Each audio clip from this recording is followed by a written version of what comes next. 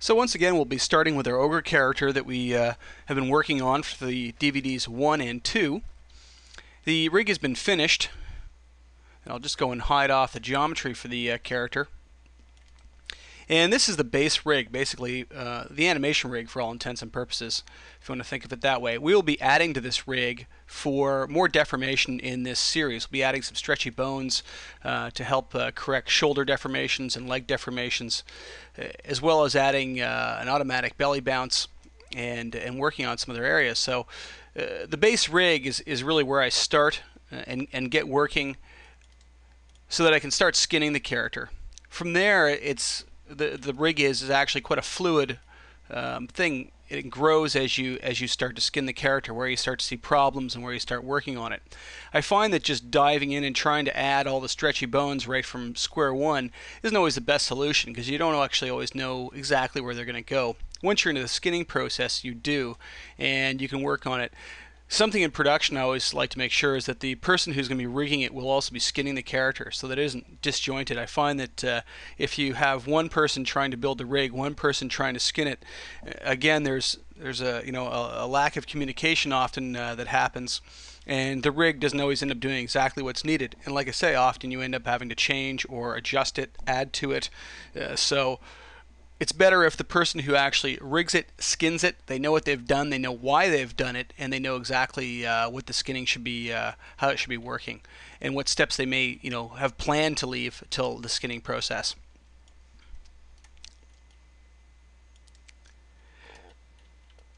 The ogre hasn't changed much. I haven't done any extra work on him, but we'll start from here, and we'll start skinning the character and having him deform and work properly with this rig. Okay, so what we're going to do now is we're going to add the skin modifier. Skin modifier needs to be placed below the mesh smooth modifier. This is because mesh smooth is going to increase the amount of vertices in the model drastically and in this case that's I believe just a level 1. Our render level will actually look more like, as it waits and thinks, our render level is going to look more like this. We don't want to have to wait all these vertices, so it's far better that we actually put skin below mesh smooth in the stack and allow mesh smooth to increase the amount of vertices after we've skinned it, essentially. I'm going to pick editable mesh and add it above that. Our base model should be an editable mesh, as it's much faster than a poly model, as I've suggested. So as soon as we turn everything off, we know that we're not generating a poly model again to screen, which will slow our viewport down. The skin modifier has multiple rollouts. Just run through them quickly. First one is the parameters rollout. This is where we're going to add and subtract and work with our envelopes and our vertex weighting.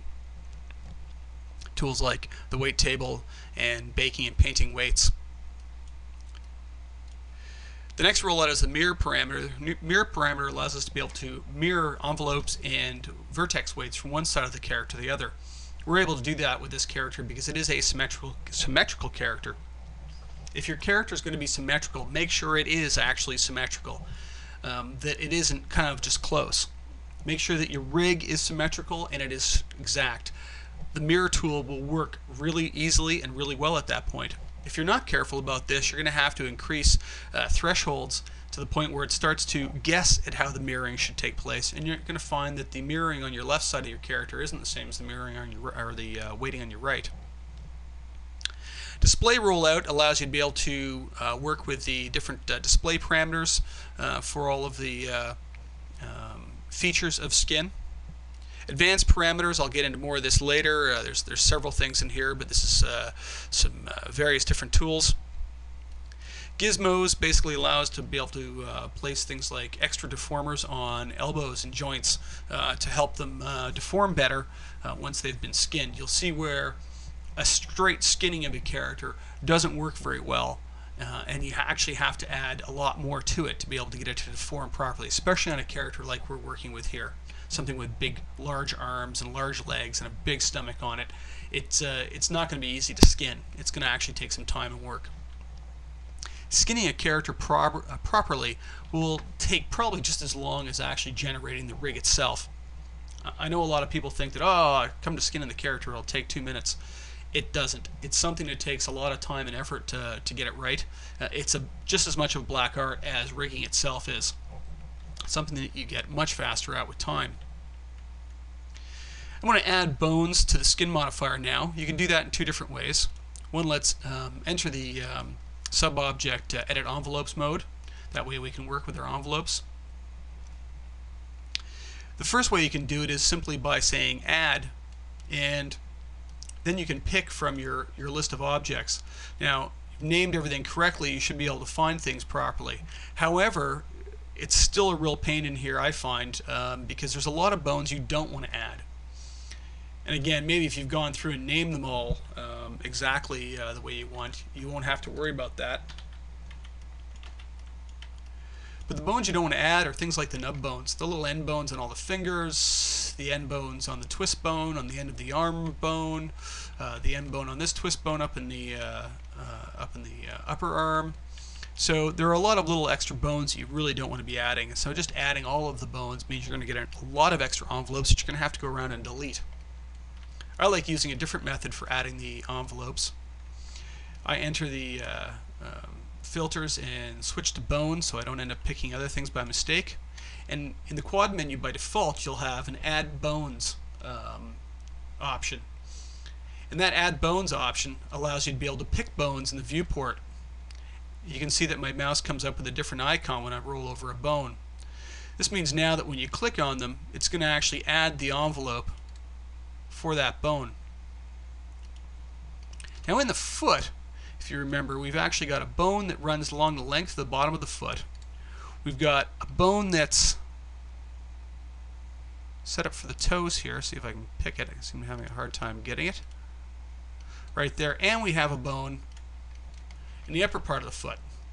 Now in actuality, we don't need all of them. We only need 2 of them. The first one I chose here, we don't need. So I'm going to say remove. And the one in the bone that goes down and links up to that bone that runs along the ground, we don't need. I'm going to hit remove. We want the foot to bend across this joint here.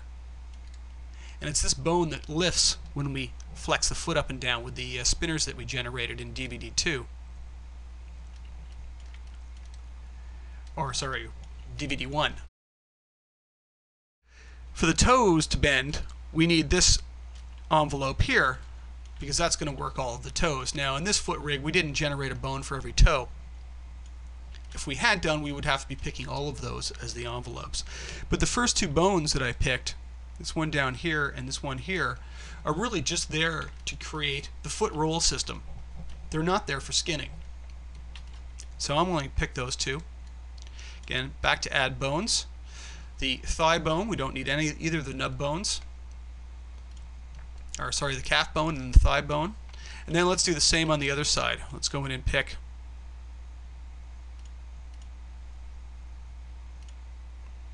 the toe bone.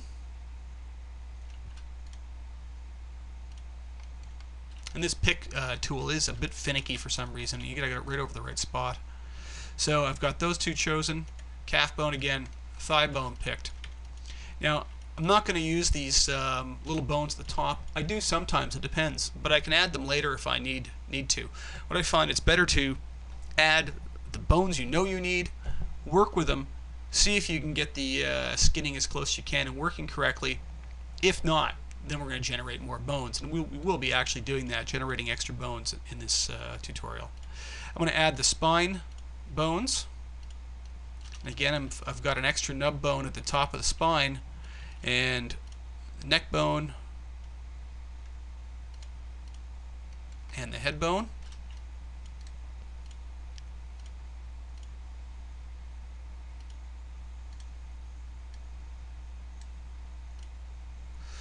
The upper arm bone, the twist bone for it, the lower arm bone, and the 2 twist bones for it. And then the hand bones. You can see this makes pretty short work of it being able to go through it this way. And instead of actually having to guess based on my naming conventions which bones I needed to add, I can just click on them. I find often I don't even name a rig until I've completed everything, so sometimes even at this stage I'm already skinning the character and I haven't even gone around to the process of naming all the bones. Might be a bit lazy on my part, but I'll tend to do everything, all the naming last. It actually probably makes it a bit more difficult because I can't see the name of the bone in the bone list. So personally I would suggest to people that you actually name the rig as you go, and then name the so that when you're doing other operations you can call on things by name. Oh, I missed the hand bone here. Need that one as well. I think I missed it on the other side as well. Now, envelopes in Max are added and pre-sized for you when you start off. They are sized based on the size of the object that's chosen as a bone. Anything can be used in skin as a bone. You can pick splines, you can pick just regular geometry, you can pick a camera if you wanted to skin your character to. The size of the envelope is generated by the size of the object you picked. So the bigger the object, the bigger the envelope will come up by default. You'll note that in Max you can add the fins to the sides of the bones and whatnot. I tend not to do that for another reason. It's great that they actually create a larger envelope that's more like the size you want, but they also will put them on an angle that you may not want, and I'll show you why. Let's just work with this one for now. Actually, let's pick this. Let me pick one that'll work well. Yeah, okay. We'll work with this twist bone right here. Why not? Right in the middle of the arm. I'm just going to remove that bone. Let's go out of sub-object mode. Let's go into the bone, and I'll show you why I don't like adding the fins. And let's go and add some fins that show the volume, or we could have changed the size of the bone itself. So now we have this, the fins on there. Maybe we've sized them to fit the size of the arm a bit better. Let's go back into the skin, and once again let's add that bone. And you'll now notice that the envelope has come up very large.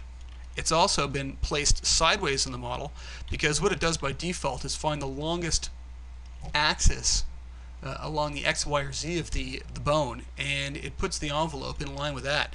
Now, for myself, I find this very awkward to try and weight this envelope now, because it's on a very awkward angle to the arm. I'd rather that the shape of the envelope run along the length of the arm the way that we had it originally. So if you're going to use the fins, what I find I do is you can size them all up, but then go in and turn them off for the entire model as you add the envelopes, and you'll find that you'll get a little bit better envelopes to start with.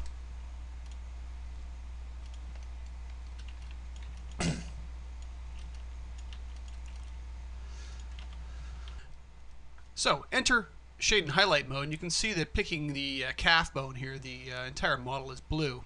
Picking any of the bones, you'll notice that right now the character's staying blue. If you probably go down and choose a bone in the finger somewhere, you'll start to see that you'll get a color change in the vertices. Blue vertices have not been weighted to that envelope. So when I choose this envelope here, anything that's blue has not been weighted to this envelope.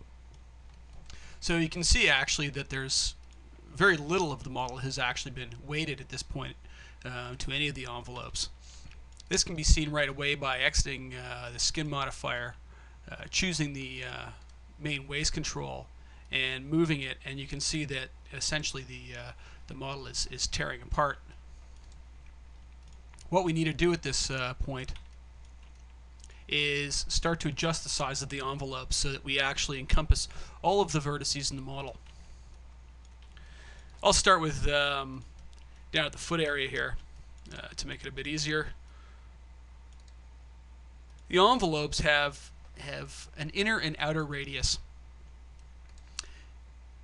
The outer radius essentially is the area of effect, and that is the outer limits of the effect of that envelope.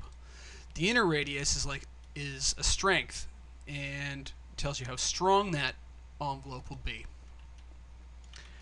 I find I prefer working with the outer to start with. Essentially, if you make all the inner envelopes small, or set them right down to 0, you're getting all sort of fall off from the main weight to the outside.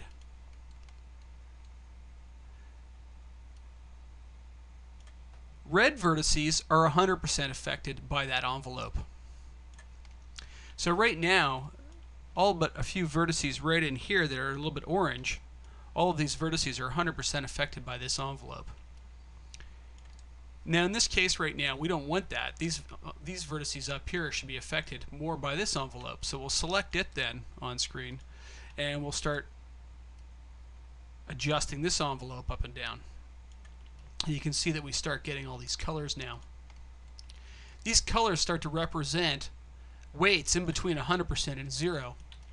So in this case now, this envelope has 100% control of these vertices up here that are red, and 0% control over these ones that are dark blue. Light blue start to become affected, and as it ramps up into the oranges and yellows, oranges, and then red, we start getting more and more effect. If we step back to the one at the toe, you can see that now it's no longer red around the rest of the foot. A single vertice can only be weighted 100% to any number of bones in total.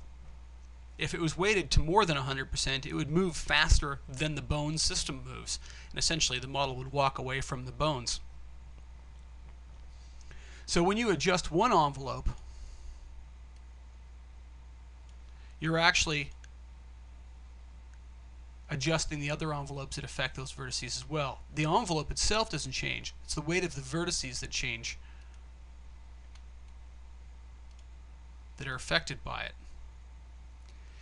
Envelopes in skin only have so much control. You can't have a non-pill shaped one, for instance, to start with. You can't make them oval. All you can really do is just size them up and down this way.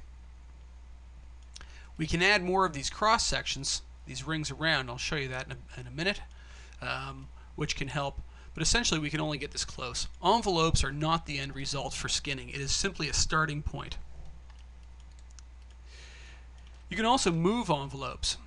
This bone in the foot would be a lot better if it actually could grab a hold of some of the heel area here. So we'd have to make it larger. Now I'm making it larger, it's going further and further up the leg.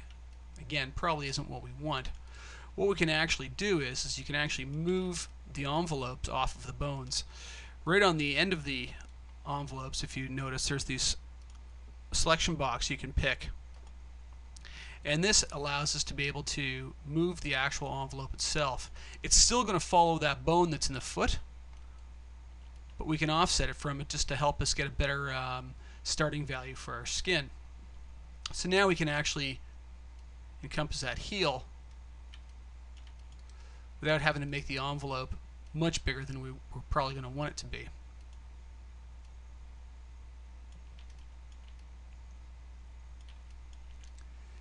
Working our way up to the calf bone,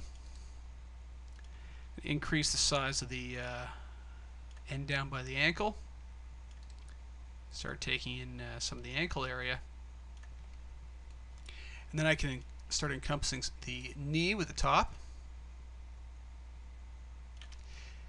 And right now I'm affecting a big area around this knee, but I'm not catching the back of the calf. The legs are actually quite wide at this point. And I really don't want to make the top of this envelope larger because it'll start taking in the thigh bone. So what you can do is you can add cross sections. What we need is one is right about here, so we can make the middle of the envelope larger and not have to increase the size of the ends. That's done by cross sections with the add button. You pick add, and then you can click on the cross section anywhere you want, and it'll add a new cross section to it. That'll allow us now to be able to increase the size of that envelope around the calf area without affecting the ends. Now my goal here is to make sure that I encompass all of the vertices, at least, that are needed for each bone in the rig that we've added. In the thigh, same thing. I'm going to go in, I want to grab, increase the knee area. Now I've got a pretty good idea of where I'm going with this because I've done it so many times. You're probably going to have to do a lot of playing around. I really don't know how my model is going to deform at this stage. I'm just guessing. It is literally just a guess at this stage. And we're going to find that out once we've done our first pass on the guess. We'll then be able to go and do some corrections. Once again, this envelope, because of where the hip joint actually goes to, doesn't seem to be very good. We need to encompass a lot of the butt of the character here, his cheek. Probably need to get in more of this side here without actually, right now we're starting to climb right up the side of the character. We don't want to affect it all the way up here, but we still haven't got the bum in. So again, adjusting the position of the envelope a bit and getting it more centered to the mass of the character as opposed to the bone. We can probably make some adjustments to it now and get it to control better areas that we're looking for. This is going to be a bit of a problem up here. Again, something else we can do is you can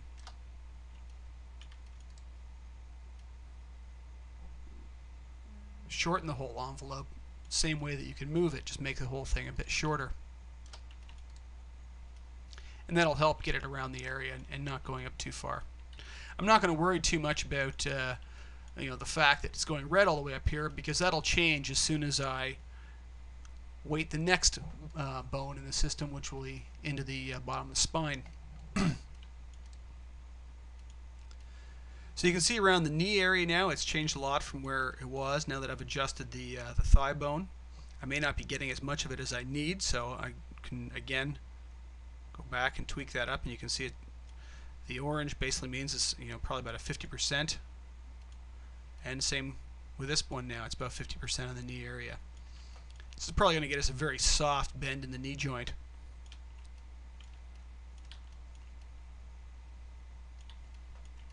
Let's mirror this over right now, because now that we've done these envelopes, we can mirror them to the other side. I'm going to turn on mirror mode. Mirror mode shows you this mirror plane down the center of the character. Now on my character, it is down the center of it, and that's because the pivot of this character is in the center. This is what I mean by working really clean. When I say making sure that things are done in very specific ways, it makes every step easier if you've done previous steps correctly. I made sure that I reset the X-forms in this character. I made sure the pivot was in the center of world space, in the center of the character. And it's just going to make it far easier.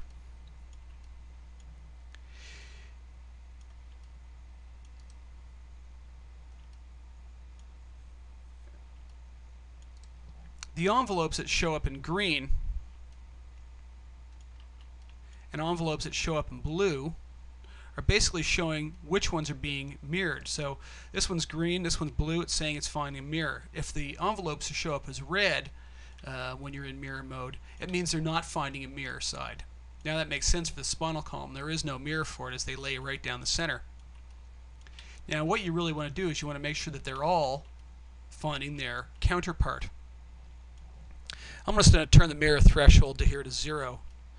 And you can see when I do that, all of the envelopes turn red.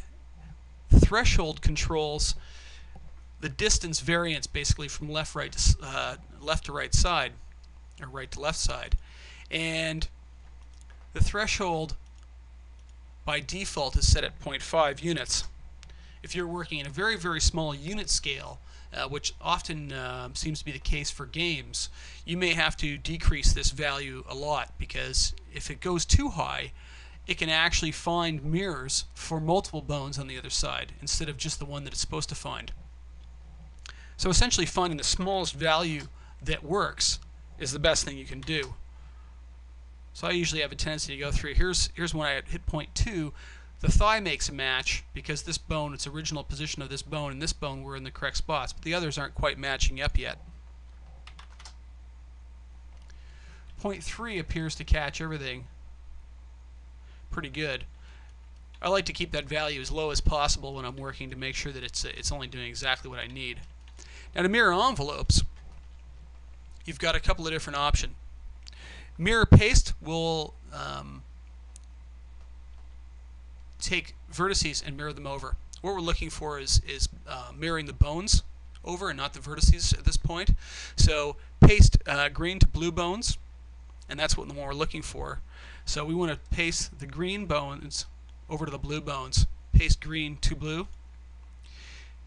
When I check that on, you'll notice that what's happened right away is the left side bones now have moved themselves into the placement of the right side bones. And if I exit mirror mode now,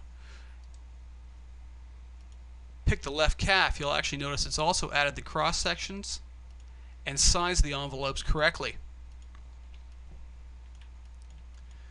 This makes short work. I don't have to touch the whole left side of the character. All I'm ever going to do is weight the left side of the right side of this character, and mirror everything over to the left side. In this case right now I'm just going to stick with doing it with envelopes. So let's start with the spinal column now with the envelopes. Once again, the placement of this envelope probably isn't very good. The simple reason being is that the spinal column runs right up the back of the character, but this character has got a huge belly. So if I try and actually size this envelope to take in the front of the stomach, it's going to be huge. Best thing you can do then is to, again, move it into the center of mass to help get a better idea of how this is going to work. I'll just do this quickly.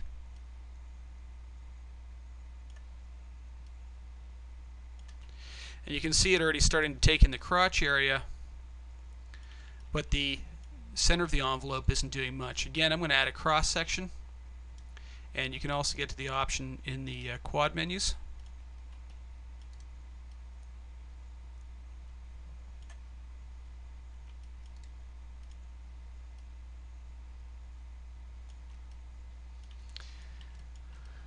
Now what I want is a pretty soft fall off in the body area.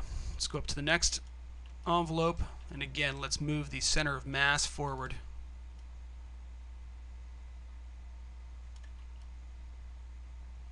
Try and get it in the center somewhat.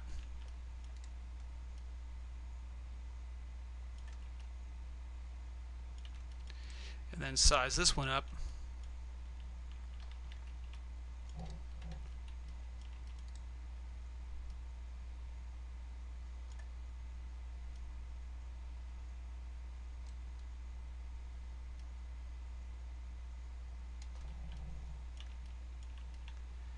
So what I'm going to do is I'm going to continue doing this throughout the entire model. As not to bore you, I'm going to stop here and go through and size all of the envelopes and mirror them to the other side so that I know that I'm encompassing all of the envelopes and getting a fairly good idea of you know, my overall weights. It's just a guess at this point.